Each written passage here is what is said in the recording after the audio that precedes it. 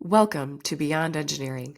I'm your new host, Catherine Jelinek, and I'm thrilled to bring you an inspiring conversation with Tony Mirchandani, CEO of RTM Engineering Consultants. In this episode, Tony takes us behind the scenes of RTM's monumental year of 2024, where they embraced massive growth, adding over 100 team members, completing 4 mergers, and surpassing their big, hairy, audacious goal of achieving $1 million in revenue a whole year ahead of schedule. Tony shares how RTM is redefining teamwork with their new Centers of Excellence model, unleashing untapped potential within their organization while maintaining a culture of trust, collaboration, and empowerment. He also reveals how they're harnessing AI and innovation to create greener buildings, faster processes, and a better quality of life for their teams and clients. We'll also hear how Tony and his team embrace the philosophy of failing forward, the power of shared ownership, and why aligning personal passions with business goals is the key to long-term success. This episode is packed with insights you won't want to miss. Let's dive in. I'm Catherine Jelinek, your host for Beyond Engineering, a podcast from RTM Engineering Consultants, where a genuine devotion to people and their passions empowers us to grow together, lead with integrity, and make a meaningful impact. Hello, everyone. I'm Catherine Jelinek, very excited to be the new host of Beyond Engineering. And today, very, very excited to be having a conversation with Tony Mirchandani, CEO of RTM Engineering Consultants. Welcome, Tony. Thank you. It's great to be here. Excited to share everything about the last year. Yes, I'm excited to dig into that too. We're going to talk about RTM's past, present, and the future, the next horizon for RTM going into 2025. So diving right in, let's hear a recap on the last year. What was 2024 like for RTM? If I had to use one word to describe it, I would honestly say it was monumental and it was exhausting.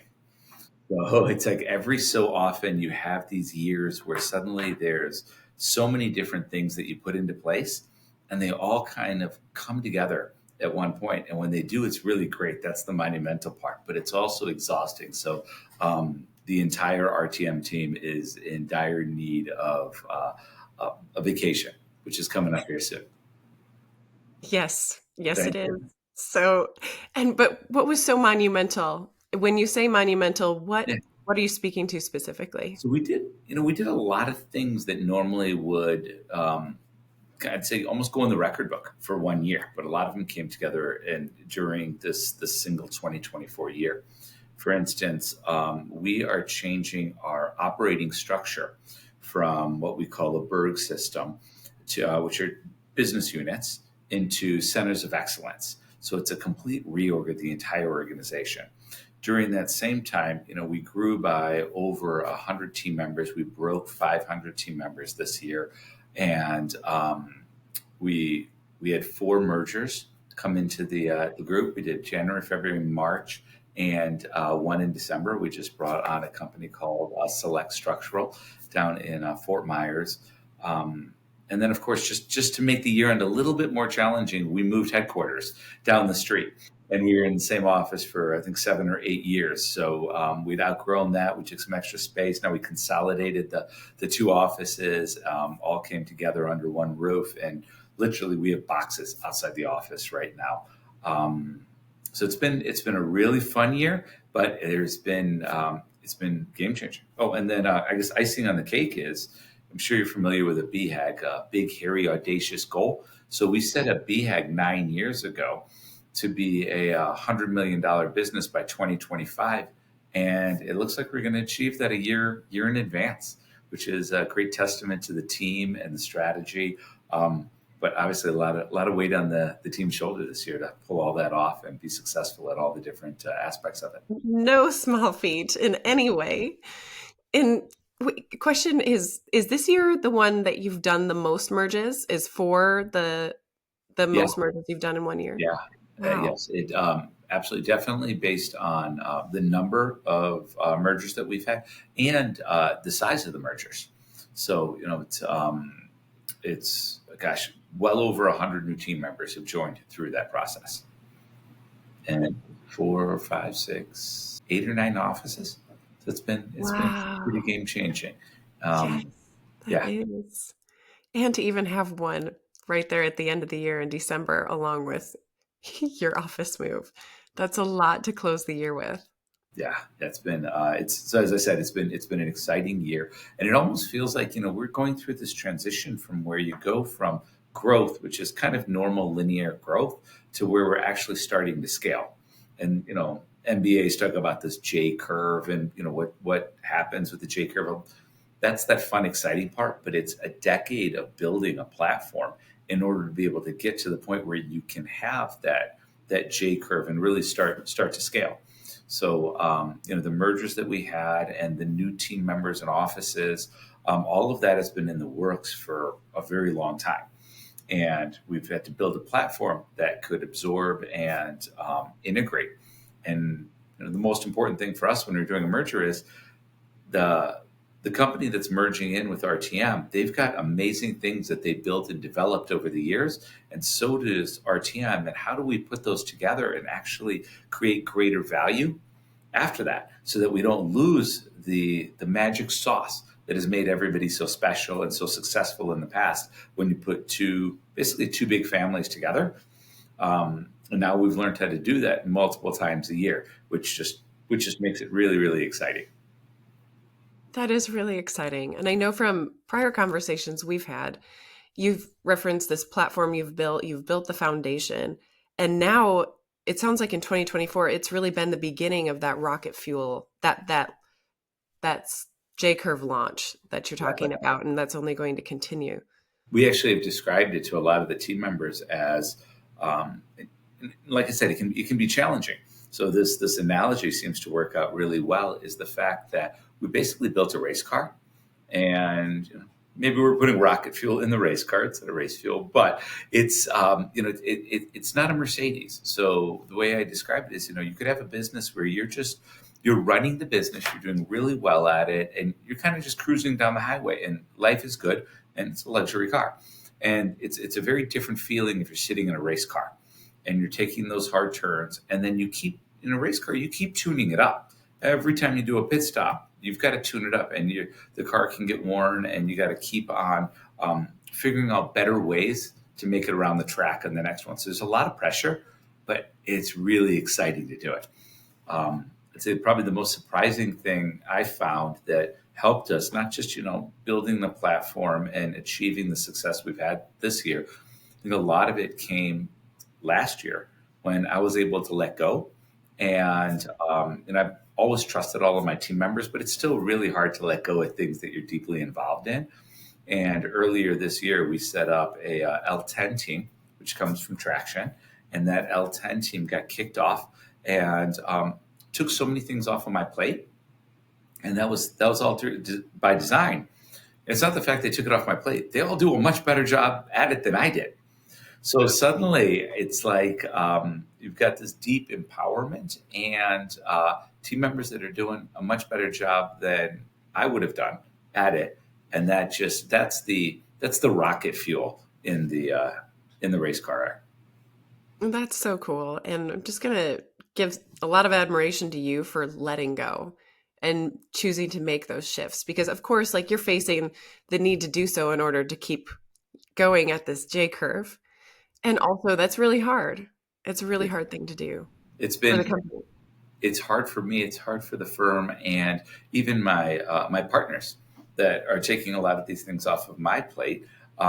They have a tough time letting go too. So me encouraging them to do it, and the next generation, and the next generation. But as we continue to do that and empower our team members, it creates new opportunities and new excitement for everybody involved. And then the cool thing is, it just helps us with that J curve.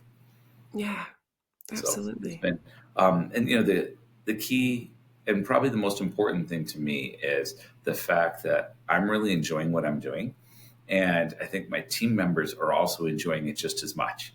And we've created an environment where people get to pick a lot of the different aspects of what they want to do and what they don't want to do, and that's not just empowering, but getting people to pick what they really enjoy doing also gives them the opportunity to do they'll land up doing something better because they're doing something they really enjoy. So one of my partners put it this way. He said, basically, you're taking all of the potential energy. I'm still an engineer at heart. So you're taking all the potential energy that's been built up with these different team members, and you're getting to unleash it within the organization by giving them these opportunities to pursue what they're passionate about. And that's this new organizational design. We have these centers of excellence that we've converted to. It's really designed to unleash that potential energy that we know is within the company. And we see it in different spots, but now we've grown to the point where a lot of people don't know where to turn to for different kinds of expertise. And now with this new structure, they'll be able to do that, and people will be able to, really lean into this expertise that they have and share it across the whole network. That's fantastic. That's exciting. And I want to ask, so now that you're letting go of different tasks and roles and things that were on your plate, and of course you have this beautiful company where you're empowering everyone to do the thing they'd really prefer to be doing, what is it that's left on your plate specifically? Like, what are you still doing that you love so much doing and you're not letting go of? As a visionary, one of our worst habits is we can always make up new stuff to do. So I've been told by my team, I gotta stay out of the way. And it's great advice because they do a better job than I do. But I'm taking my own advice that I give my team members, which is really, figure out what your superpower is and let's capitalize on whatever that superpower is. And what I feel mine is, and the best and highest use of my time for the team is meeting with other business owners and figuring out, if we put our companies together, where are we going to be able to create the greatest value? Meeting with clients and meeting with other strategic partners. And really, for me, it's kind of like putting different puzzle pieces together, and some just shouldn't fit. So it's not a matter of like actually making something happen, but it's about learning. And what I really enjoy is the learning process of figuring out what fits and what doesn't fit, and then learning from everybody else. And I call it the dumb tax. And it's kind of common use term. Those are the mistakes that we've made that we're not going to make again. Being able to share the dumb tax I've paid with all my partners and people outside the company. And then for me, selfishly, I love to learn from everybody else about the dumb tax they've all paid and how I can avoid paying that myself or share it with my team so they can avoid paying it also. That's if I could maximize all of my time doing that, I would absolutely love to do it that way. That's so cool. But that's part of the beautiful ecosystem you've created in RTM is this place where, like you said, network of sharing, best practices and sharing challenges that they've, faced in the past. And I love that there's such a focus on learning from each other's experiences throughout the entire network of your company. That's so cool. I think that's probably one of the greatest strengths that we have internally. And I love sharing it with other companies because it's not something that's proprietary to us or anybody that could take away from us, like some kind of IP that was patented. This is just built into the DNA of the company. And the reality is we're kind of lucky because we're all engineers, and engineers are really good at figuring out a better way to get the same thing done. And nobody feels like they shouldn't plagiarize the mistakes that somebody else made and not make the same ones. So we've created an environment where we're always learning from each other. But I'll be honest with you, I think we've just touched the tip of the iceberg for that. There's so much more, and it really is. It's hard to share all of the knowledge and mistakes that each of us have made with so many other people. Mm-hmm. So part of that whole COE structure is creating network nodes within the organization across COEs and within COEs to share that knowledge, and that way unleash the power and knowledge that's already tied up in our different team members. So I'm excited. I'm so much more optimistic about the next 10 years than the last 10 years, because I feel like we've already made so many wonderful mistakes and we've learned from them and we've shared that knowledge. Then now doing it, hitting our targets over the next decade will be much more exciting than the past. Definitely.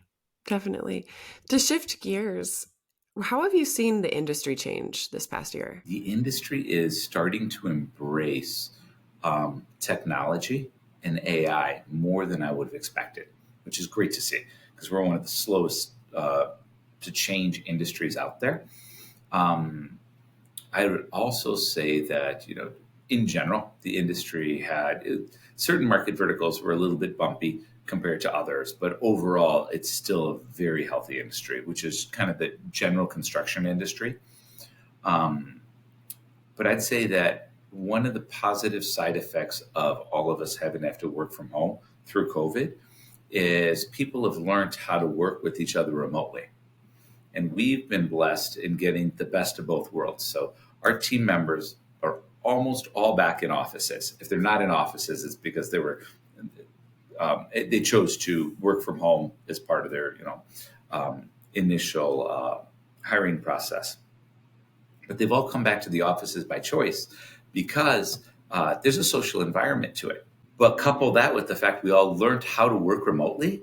Now we have team members across lots of different offices that are really comfortable working with people that are not within the same four walls of them.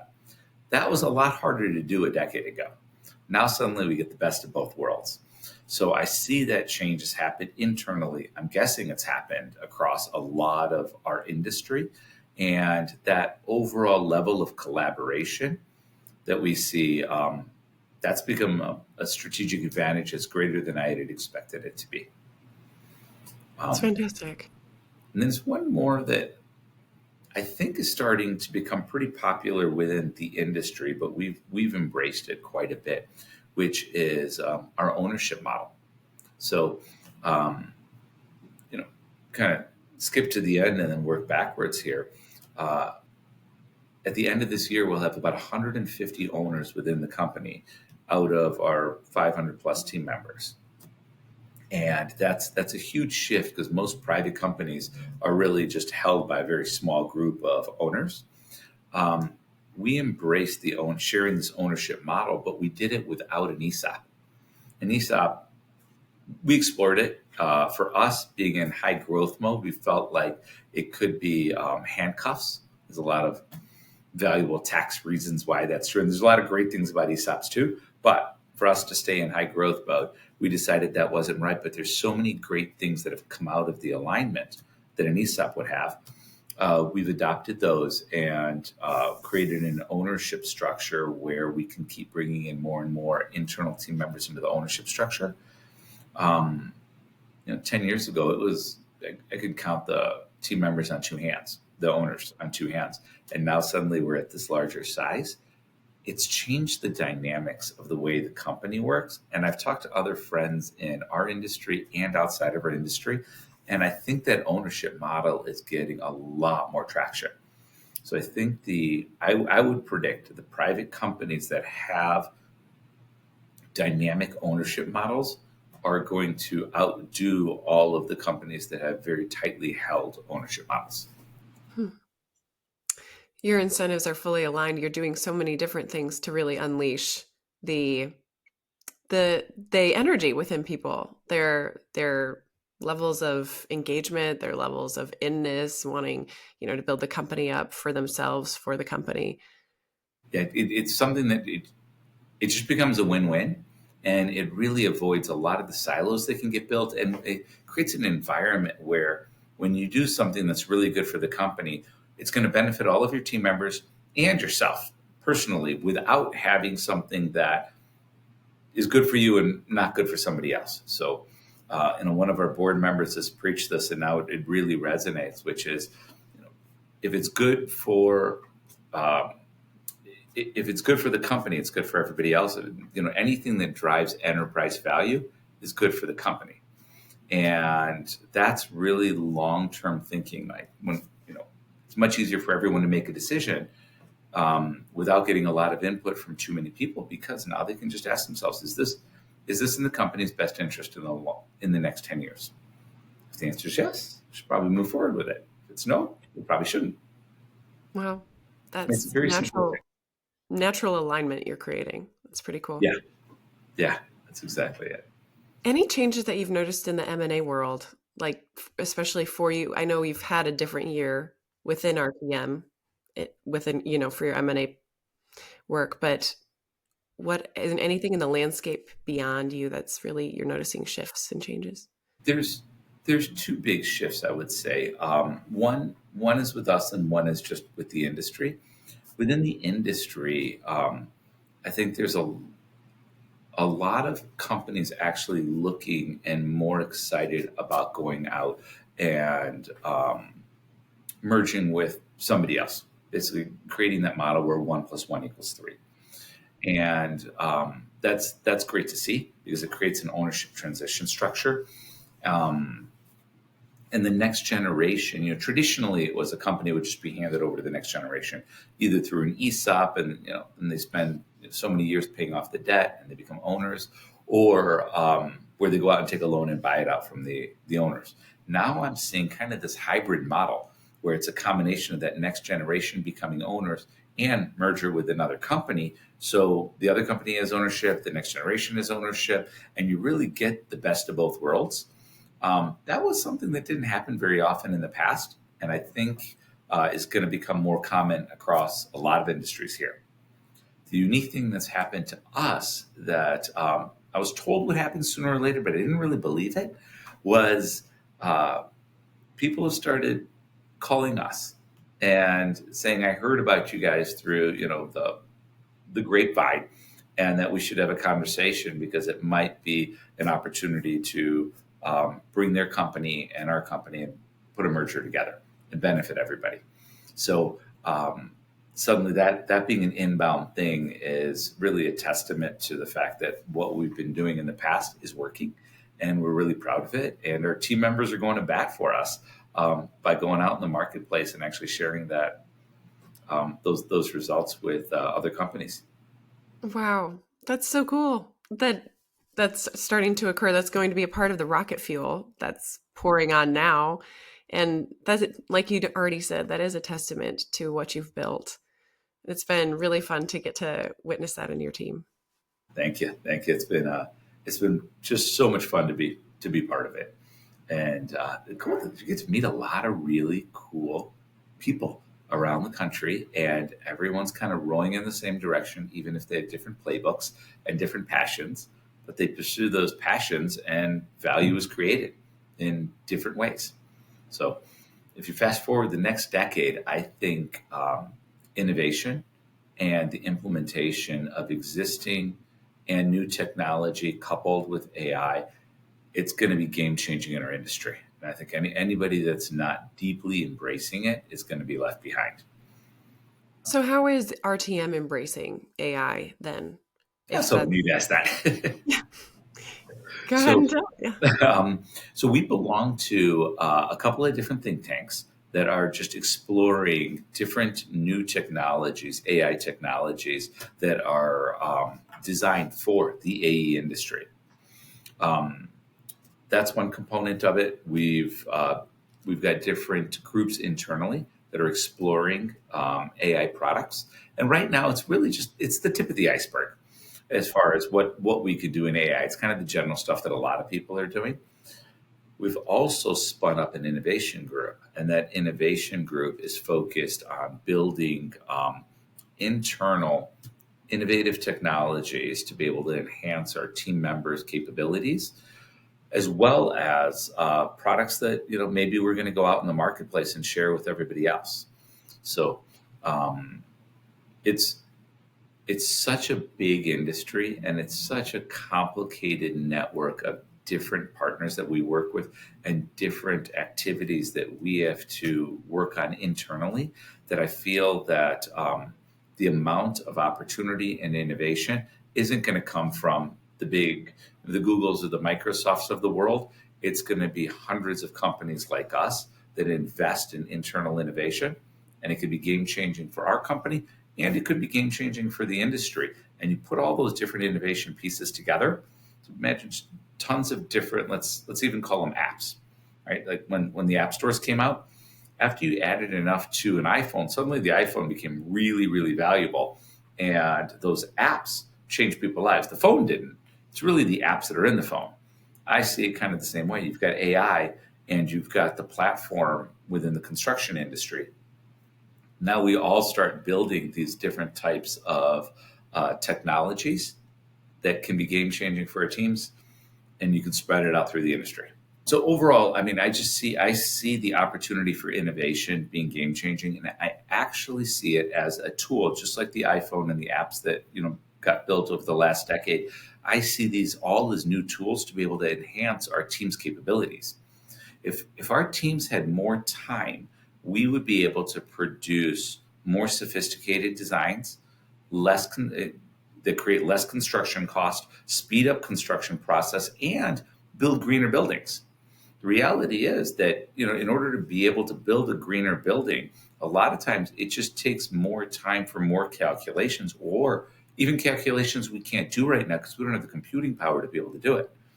Now suddenly when we bring in AI tools into it, we can change that baseline and suddenly have an expectation where we can produce a much greater product that is more energy efficient in one of the biggest consumers of natural resources, which is construction, and start to change the environment because of it. So I'm really, really excited about all of that because it really starts with the architects and the engineers. This is really exciting to hear that you've already formed an innovation group that's working on tools and the concrete examples you've already shared of how to make things greener, more efficient in terms of your material use, and also how to save your team members time.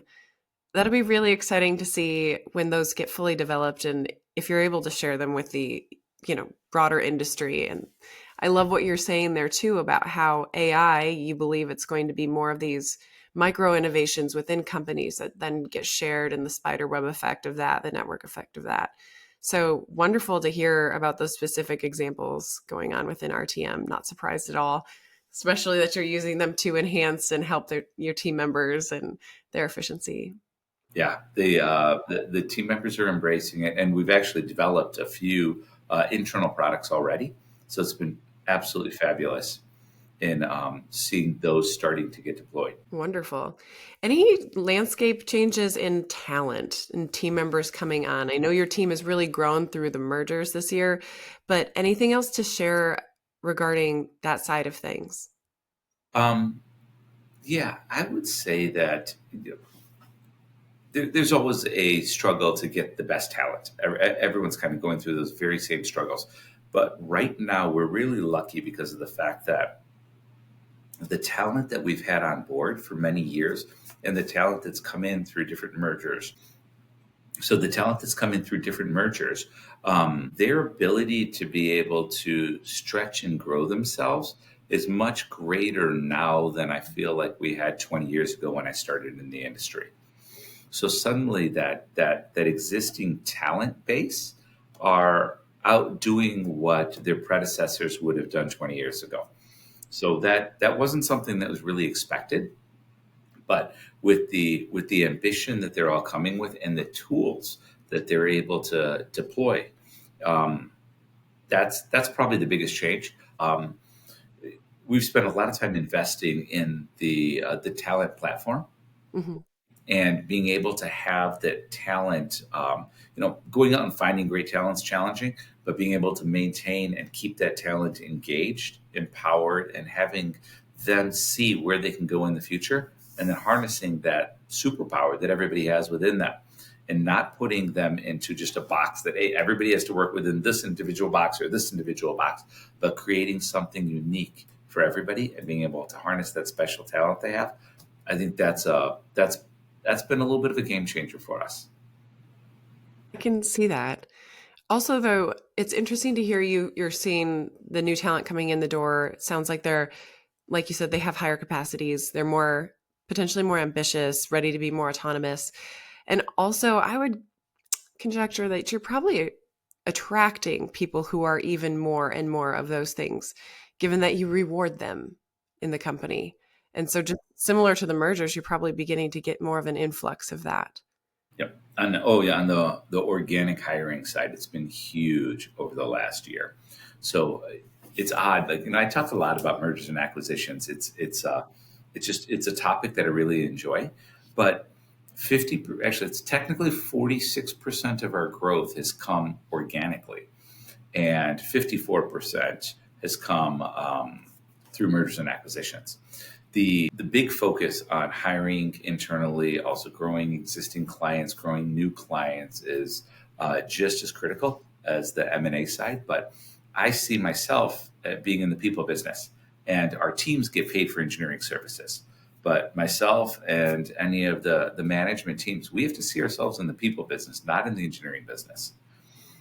That change in perspective, I think, has really helped us retain great team members and then be able to have the confidence to continue to invest in those team members. And then 2, 3, 5 years later, you get to see the great results that come out of those long-term investments and developing people so they can be the best that they can possibly be or that they want to be. Our job is just to create that environment and then get out of their way and let them do their own magic. And it's worked exceptionally well. It has. It has worked well. And that perspective that you take in being people-centered is very obvious in your culture.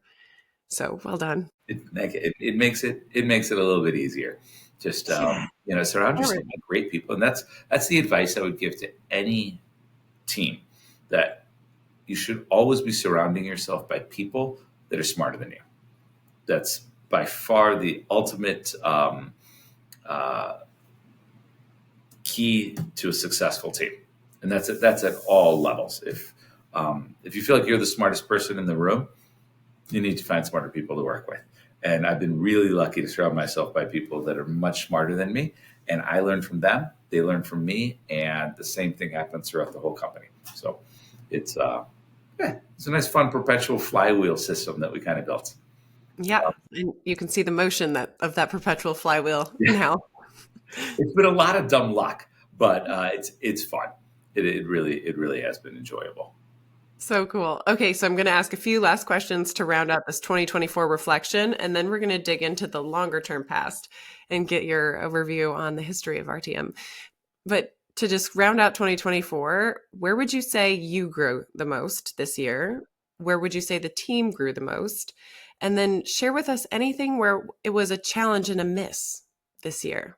Oh, the last question, I don't think we have enough time for. Okay. We make a lot of mistakes. Where I grew the most was really embracing failures. So there's a term I heard earlier this year. It's called failing forward. So the idea is that you're always making mistakes, but you're trying to move forward as you make those mistakes. And for me, it was what I had mentioned earlier, just being able to let go. And I've always surrounded myself by people smarter than me, but it's been really, really hard to let go. Specifically, let go of things I enjoy doing. That's by far the hardest. So that, I would say, has been the biggest change for me personally. And then as far as, I think the second question was biggest successes for the team. And yes, how the team grew this year. I would say through empowerment. So we have, there's only 4 or 5 key components to managing and running teams, regardless of what size. It could be a 20-person team and it could be a 200-person team. We've taken those 4 or 5 different parts. It's the ability to be able to have high EQ and be able to work with team members and bring out the best in them. Financial management, operational management, working with clients, and then obviously basic excellence in engineering. You take these different components. What we've done is we've divided that out throughout the entire organization. So it's not a top-down approach, but we've divided up our teams. So operating like little boutique organizations, and those boutique organizations, you have somebody in charge of all of these different parts. That has been one of the biggest changes that's come to the team, and it creates a real deep sense of empowerment. But then we've also taken those people, those team members, and be able to connect them across all of these boutiques. So it's almost like a forum of different businesses, and somebody that has a natural skill set for talent and talent development. They'd all be working together across different parts of the team. Same thing with client development, same thing with engineering development, organizational design, operations. So they're working all across these different teams. That part has probably been the biggest change that we've made. And we'll see the results in like 2 years, because the reality is in our business, when we implement changes, you don't see the results for a while. It's a slow process to see that. And so is that the centers of excellence that you've been Yeah. referring to? Okay. Yep. Yes. Yep. And so Exactly you've right. already made that change this year. It's very new and it's going to be It's panning out been over. rolled out this year. It's fully Okay. implemented next year. Okay. Yep. It's our Wonderful. 25 kickoff. Yes, but I do hear that that's the biggest leap for the team. Yeah. That Yeah. it's a big change across a company that has grown a lot. It Yep. has a lot of different offices. Yeah. Yeah. I would say that for the 5 benefits we get, there's one negative that we would get, and if it's 20, then it's 4, and so on. But overall, it's going to be it's a game changer. I'll be talking to you about the positive effects of it 2 years from now, because there's Sounds so great. many different cool things that are going to come out of it. I look forward to that. The stories, the bumps along the road, Oh yeah, and there'll be a I'm lot of sure them. it's the big new rocket fuel that came from it as well. Exactly. So let's dial it back now. Where did RTM begin? And just Oh, I know that there's going to be a book coming out and that's going to be in the book a little bit more, but to give us like the few minute version of yeah. that, like So I tell us think the backstory. RTM began like a lot of other small boutique firms start. Um, my father, the company he was working for, didn't have a succession plan. They were closing down. So the boss came to him and said, you should go out and find a job. And that's exactly what he went out to do. He couldn't get a job at the time, so he started a company per the advice of one of his clients. And they gave him a small project. And that was the founding of RTM back in 81. Not by design. It was not planned. There was no business plan behind it. Um, Dad is truly an engineer's engineer. So he kept the company really small, like 3 people, for the majority of the first, 20, 25 years. And then I came out of the .com world and the .com bust. You want to talk about failing forward? I learned more in the .com bust than I did in MBA school or anywhere else. But coming out of that, I joined Dad, and I was employee number 4, and realized I'm not a really passionate engineer. Technically, I'm an engineer, but not a passionate one. Dad is the exact opposite. He is the most passionate engineer I knew, and didn't enjoy business and entrepreneurship. I loved business and entrepreneurship. So we divided, and I had the opportunity to grow as long as Dad didn't have to manage anybody. That was his one rule, that if we're going to grow the company, he still gets to do what he loves doing, which was engineering. Well, you fast forward 20 years, we're still doing the same thing. We have tons of small studios that are really focused on clients and engineering, the same thing that my dad had, a little bit bigger, so 8 to 10 person studios. They're focused on their superpowers, which is being great engineers, over serving clients, and working in a team environment to deliver a great product for the end users. Well, that all came from our founding and following Dad's passion of what he loved. And he let me do what I'm really passionate about, which is entrepreneurship and growth. So everything else, just lots of opportunities and growth opportunities in the middle, lots of organic growth. And then the M&A program really picked up because we knew we wanted to keep growing, and we could either go to a new city and try to plant a flagpole there and hire people and get clients. But the reality is we're going to try to hire people from engineers that are already there. We're going to try to get clients from clients that are already being served by great engineers. Instead of doing all of that and becoming a competitor, why don't we just partner with the incumbent that's got a great reputation there? And if we can bring something to that incumbent, and that incumbent can bring stuff to RTM, it creates the perfect merger. And when we started to figure that out, we're like, all right, let's just keep doing what's working. So that's where the 50% organic, 50% mergers and acquisitions has come in for our growth strategy. It's fun to hear at the very beginning, because even rehearing the story from you, it highlights it even more about how your dad standing up for what he really wanted to do and allowing and being thrilled for you to get to do what you wanted to do. I mean, that's the bedrock of such a huge piece of your culture. And what I love about your dad the most is calling out what he doesn't want to do Yeah, and how that's really important. that's And It's that's almost it more is. important than what we love is being able to own what we do not need to be doing. Absolutely, absolutely. This is, as small business owners, we feel like we have to be able to do all of it and we have to be really good at it. And the buck stops with me. So I better know the answers for everything. And as soon as we get out of that mode and start thinking about if you want to get it done right, you got to get the right people in the right seats to get it done right. And you don't have to be the know-it-all that can do everything. It's a game changer, and that it came from my dad because he kept the company small so that he didn't have to do all those things, and so he could focus on his passion. And the other piece of advice or guidance he gave me was, if you follow what you're really passionate about, success and wealth will always follow.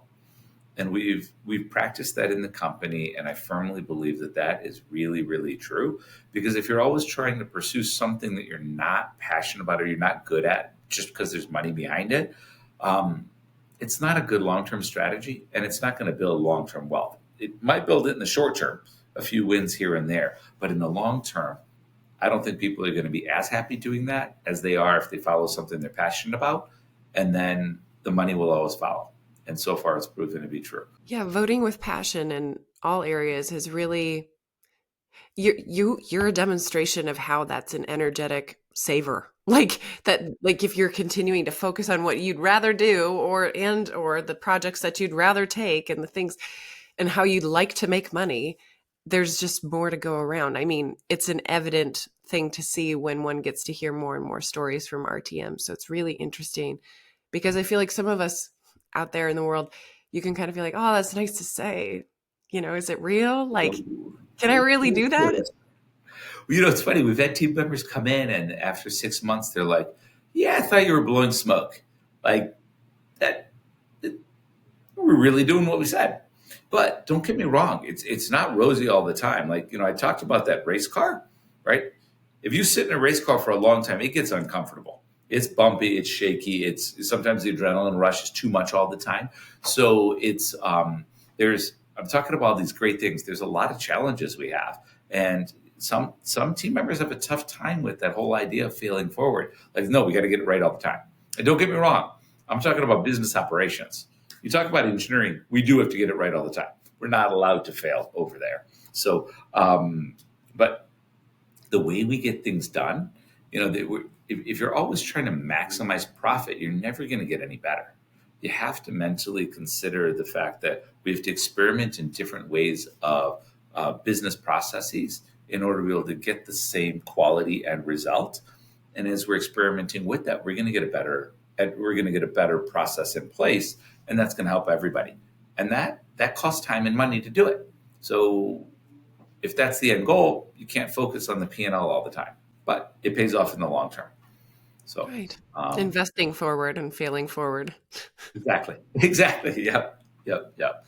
So it's shaping up to be a very exciting next 2025, and then the 5 and 10 years after that.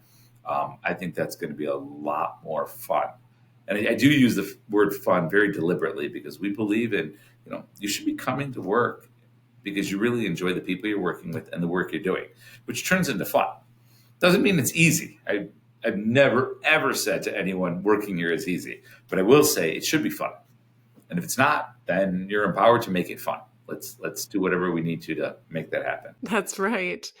And they should be. I mean, given how much empowerment they've been given and real autonomy, Exactly. the fun has got to be a part of everyone's ownership as well. And just to close out your history review on the past, what has surprised you the most in terms of what's actually changed? I hear what stayed the same in terms of the devotion to passion and doing what you love. But what could have you and your dad never expected or anticipated or would have been surprised to hear occurred? I I'd say that both of us would be surprised at the fact that there's so many people that are excited about being able to pursue their passion. Like oddly, like looking back at it now, it seems silly to say that, but when we started building this, it didn't seem like the rational thing. And it didn't seem like if we pursue that strategy, is it really going to turn into a successful company? Because the reality is, companies have to make money.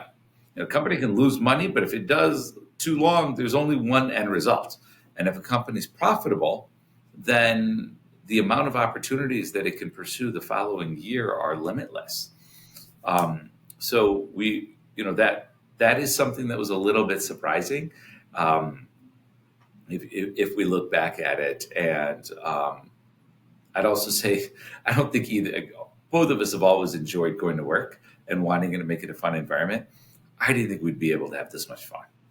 Like, just it's cool, and there's a downside to enjoying work too much. Like my family has got mad at me at times. They're like, "Oh, you'd rather be at the office than here," and I'm like, sometimes I love my family, but sometimes it's more fun to be at work, and sometimes it's more fun to be at home.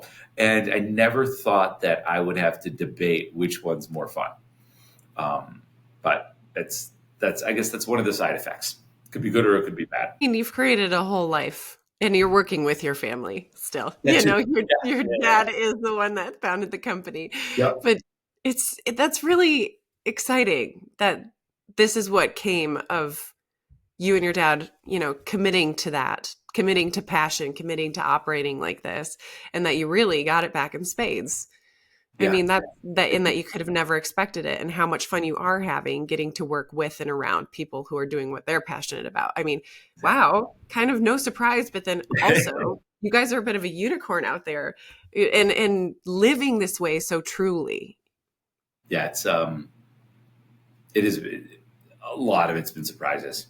And then, we talked about that equity piece of it. We opened up the equity pool a few years ago, and when we did, I thought it was kind of silly to ask if anybody wanted to, have buy a piece of ownership in the company, and we were oversubscribed. And this is from the internal team, and it really did surprise me, because not that.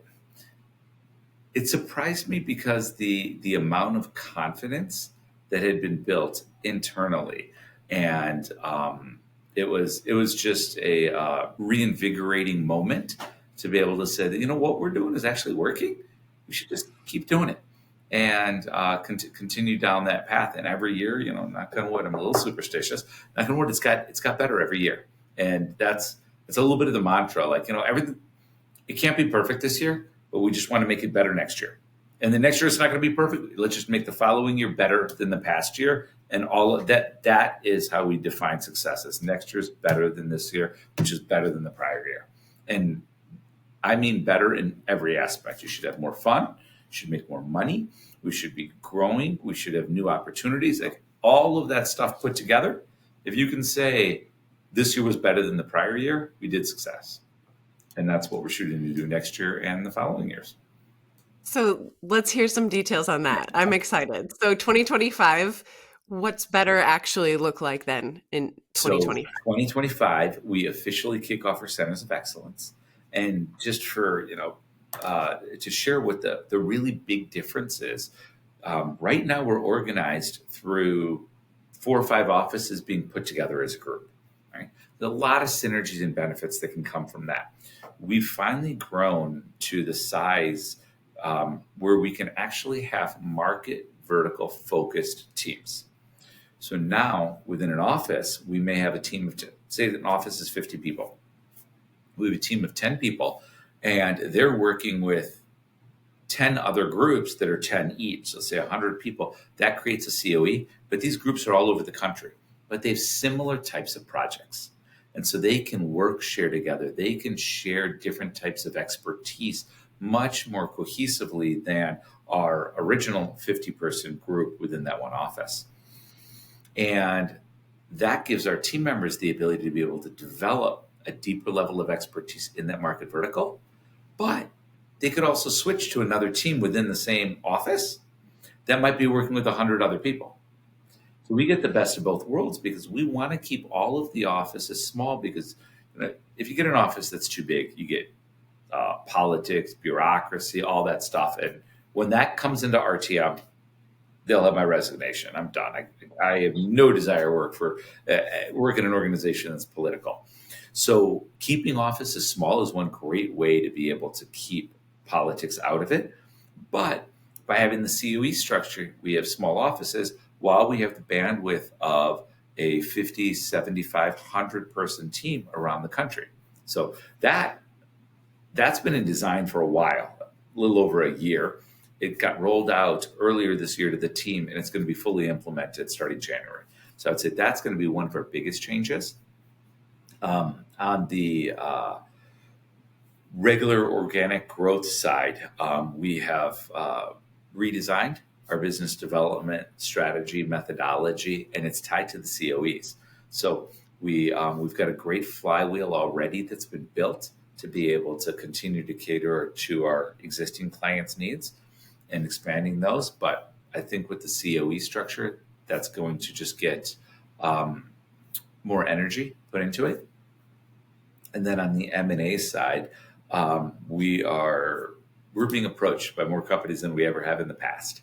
So I see us being even more active on that side. So our overall goals in 5 years, we'd like to X4 in total revenue, and we want to take this new innovation group that we're building and be able to roll out new tools throughout the entire organization that is going to get everyone the ability to be able to work smart and not harder. So, I mean, how cool would it be for the team to be able to spend less time in the grind of work, make more money, produce more, have a higher end quality product for the team? I'm sorry, for the end clients out there, have more fun doing it with less effort. I mean, it's kind of like the utopia of all these different pieces put together. But we have the opportunity to do that because finally technology has advanced to the point where we can build tools to actually do this and help the knowledge workers more than, I mean, the last time this happened is when PCs were invented. It's been a long time. Otherwise, we've helped general society, but like the professional knowledge worker, this is the first time we've had this big a game changer since PCs were invented. So I see that being implemented with all the other growth strategies that we have over the next 5 years. I wouldn't be surprised if we surpass our strategic goals. Wow. It'll be fun. And hopefully have a lot of fun doing it. Yeah. I mean, it sounds exciting, and it sounds exciting to get to roll that out. The focus on the centers of excellence is, again, another manifestation of really wanting to unleash the capacity within the organization and the knowledge and be able to have more shared experiences just pinging around within a group that's talking about a similar, engineering vertical. And Exactly. I love that you're going to have more capacity behind each project, behind each person, even given the way that it's now set up. I talked to team members, that came from other companies, and they say, and even here, it started to happen. Is we've got to the size where there's deep expertise in pockets with certain people. It's hard for everybody to know what everyone else's expertise is. And you can make some IT directory and it has this thing listed and you go Google people, but you don't have those relationships. And when people develop new skills, it's not necessarily going to be updated there. So the whole idea behind those centers of excellence is you're getting the benefit of being in a small boutique team while having the larger bandwidth. Because in a small boutique team, everybody knows everybody and everybody knows everyone's different expertise. Well, these are designed almost like the internet, where there's connections all over the place. So no one person has to know everybody else, but we have 6 degrees of separation in the world from any other person. This is probably 2 degrees of separation for any kind of expertise that you could want within the organization by building these new connections. That is one of the things I'm the most excited about moving into 25 and beyond is the opportunity to unleash all those superpowers and that deep knowledge that's already in the company, and then bringing in new team members and right away being able to acclimate them into that same network and have the whole organization have access to that. Traditionally, it's taken 3-4 years before that knowledge can spread. Now we think we can do it in months, if not weeks, which will be Wonderful. super exciting. Yes, it will be. There's changes to the core values language coming this year. Can you shed a little light on that? There is. So we have replaced, and it's really transitioned. One of our core values is still, communication um, is one of our core values. Unity, which goes to that whole alignment thing that we believe in succeeding together or failing together. So basically, everybody's got everybody's back. That stays the same, and it always will in the future. Trust and respect. That goes back to that fun part of work. Like if you can't trust the people you work with, then it, life's too short. We shouldn't be working in that place, or we've got to make some changes. So that's another core value that stays the same. The last one is excellence in engineering. And what we've realized is that's not really a core value as much as it's a fundamental belief that everybody has in the organization and that we are producing. That's what we get paid for. That's what's created our success. And that's something that we're constantly striving to get better and better at. The whole organization is designed around that. So the new core value that took its place is empowerment and being able to empower our team members to be the best that they can be. And when you take all those together, the outcome is great engineering end products, team members that like working together, that trust each other, that are moving in the same direction with alignment. And the outcome from all of that, great place to work and a successful business that can create success for everybody in the organization, not just one group or the other group or the senior people versus more entry level. Should create success for everybody and allow them to develop as quickly or as slowly as they want to. So, we've created an environment where we're not necessarily pulling people to success. We're giving them the openings, and if they want to run through it, they can run through it. Our job is to empower them and give all of our team members the resources that they need to be as successful as they want to, so they're happy. I mean, that's the end goal of it all. Is all of us just want to be happy, and we got to create an environment where people can choose what that looks like for them and empower them to go do it.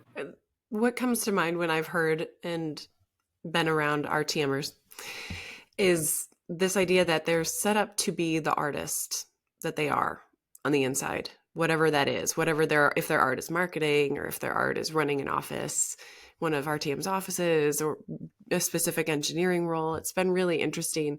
And I hear that when you describe things like your core value and empowerment is really getting the space to perfect their craft. Yeah, that's exactly. It's everyone's got that superpower, and what they're really passionate about. Well, put those two together, and take that clean whiteboard and go figure out how can you spend more time doing that and create that value that you enjoy, but it's also good for the company, good for the rest of the team. And then if you go back to the alignment and the equity pool, my vision is that we're going to have 75+% of our team as owners in the future. So every year, last year it was 100 people. Now then, mid-year this year, it was 170. We're going to be 200 by the end of the year. So seeing that continue to grow and enhance, I think ties back to being able to give people the ability to have that artistic space, figure out what they love doing, and create value through it. And it's a self-perpetuating cycle that Wonderful. it's been a lot of fun. But I have to give credit. I don't think I've come up with any of these great strategies, as you've heard through this conversation. It's really bits and pieces I've picked up from everybody else, from our advisors, from our internal teams, from the partners that have shared all of their stories and how they got to where they are, things they've learned on the way, things I've learned from my father, our board, other entrepreneurs that have built their companies. So if anything, I think I'm really, really good at plagiarizing other people's really great ways of doing things, pulling them together, and then putting them on a silver platter for our team and saying, all right, which one should we implement? Here's a bunch of really cool things that we can do. And I'd say that's almost my superpower, even if it's kind of cheating by stealing other people's great ideas. But it's working wonderfully, and I admire a lot of people out there with their successes. And I want our teams to have the same. Well, that's wonderful. Just shop from all the best shared experiences you've heard. That's the That's all. reason people share them. So Exactly. that's good. So it should be a So compliment you're to everyone that I plagiarized that you guys have awesome ideas. yes, it's not plagiarism if you're able to take an idea and make it real. Yes. That's Agreed. so going to ask a last question and then we'll shift into our closing. Who's invited to come along on the incredible journey, especially 2025 and going forward? Who are you looking to attract into the RTM network from here? We are looking to attract team members, engineers and non-engineers, at all levels. Everybody from entry level, mid level, senior level. We brought on team members that are 3-4 years from retirement, and but they have to believe in the fact that the team is going to win together or the team's going to lose together. There is no individuals within the company. So we're looking for great engineers that are passionate about the work that they do and that are looking to be part of a successful team. And the more they help the person sitting next to them succeed, the more they succeed. That's really the criteria. I just can't say enough about how deeply we believe in the team concept and that we all win together and we all lose together. It's a lot more fun to win, by the way, and we've enjoyed the wins. We learn from the losses, but we enjoy the wins. Yeah, but failing forward with a smile on your face, no matter what. You get a little scraped up when you do it, but it's still fun to do. So let's conclude with a closing appreciation. So giving you a chance to just share an appreciation for anything, anybody, but to just highlight something specific that you want to appreciate, especially since we're recording this in the closing weeks of 2024 and excited to share this episode in 2025. As you wrap up your cold at the end of the year, how fun. Yeah. A great thing to have kids in school. Yeah, Lots and lots of different colds. they So, do. um, so true appreciation for the year. Try not to say something hokey, and I appreciate the team and all the advisors and all that, but that it truly is true that like this, it's a team sport. So all of that, but something a little bit deeper than that. This year, I'm going to say I really appreciate my family for putting up with me and putting up with all the chaos because everything I described to you that's gone on over the year, it comes back home and it has a personal effect on families. And trying to balance those out is really, really challenging. It's a good challenge, but there's a lot of stress that comes on both sides, the work side and the family side. So I think the opportunities that we've built in the company and the team that we've built, it can only happen because I've got a really great family support system that has helped encourage me and pick me. I get kicked a lot, so help pick me up when I get kicked and I'm down, and then also be able to support when I can't be here. One of the downsides of a national company is that means you're on the road a lot, and there's a lot of sacrifices that have to get made by everybody, both in the office and with family and friends. So I'd say this year I'm most appreciative of all of them and the support that they've given to RTM overall. Yeah, it takes a village. It Companies are children too. does. Great to hear that highlighted. And Tony, I just want to close with an appreciation for you and specifically how many times I got to hear the word unleashed in this conversation, but how you actually truly mean it and the concrete ways that RTM and you do it in terms of allowing people to really reach into their potential deeper and more, and that they're encouraged to do so, rewarded for doing so. I mean, it's really exciting to get to talk to you guys and to be Yeah. around you because of it. It's an intoxicating effect to be around people who are unleashed. And you've got a great job because you get to do this all the time, meeting I with do. I get to other listen to you. entrepreneurs and learn from everybody. I love I it. know. I It's great. need to get your notes so I can plagiarize some of the stuff you learned from others too. But Yes. yeah, Happy to share. Happy to share. it's appreciated, and I really I thank you for taking the time to do the interview, and that way we we have the ability to be able to share this with everybody out there. I mean, this is not some the systems that we built, it's not something just for RTM. This can permeate through any company. I think if more and more companies have the ability to be able to have team members go home really happy and excited more days than not, or every day if that was possible, I think that'd be a huge win for the entire country, and it'd bring the happiness level up everywhere. So hopefully this is able to permeate through and help some team members, internal and external, other companies out with what we're sharing. Well, thank you for sharing, Tony. And that's a wrap on this episode. And we are excited to continue this journey with RTM and hear from the next episode. And thank you so much again for your time, Tony. Thank you. You take care. Have a wonderful weekend. You too. Thank you for listening to this episode of Beyond Engineering, a podcast from RTM Engineering Consultants. To be notified of future episodes and to watch past episodes, please follow Beyond Engineering on Apple Podcasts, Spotify, or YouTube. Until next time.